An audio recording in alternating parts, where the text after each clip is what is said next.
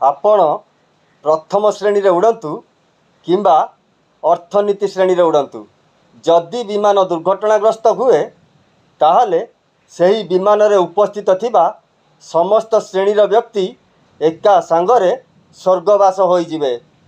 ଆମେ ବୟସ ଓ ଜ୍ଞାନୀ ହେବା ସହିତ ଆମେ ଧୀରେ ଧୀରେ ଅନୁଭବ କରୁ ଯେ 300 ଟଙ୍କା ଘଣ୍ଟାରେ ଯେତିକି ସମୟ ହୋଇଥାଏ 3 ଲକ୍ଷ ଓ 3 କୋଟିର ଘଣ୍ଟାରେ ମଧ୍ୟ ସେତିକି ସମୟ ହୋଇଥାଏ।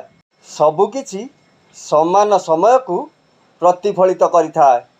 ଆପଣ ଅନୁଭବ କରିବେ ଯେ ପ୍ରକୃତରେ ଆପଣଙ୍କୁ ଆନ୍ତରିକ ଖୁସି ଏହି ଦୁନିଆରେ ଭୌତିକ ଜିନିଷରୁ ମିଳେ ନାହିଁ।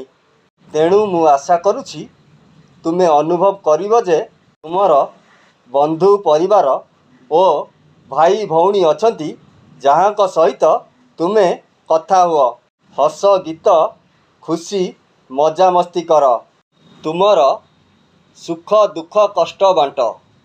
ଏହା ହିଁ ତୁମର ପ୍ରକୃତ ଖୁସି।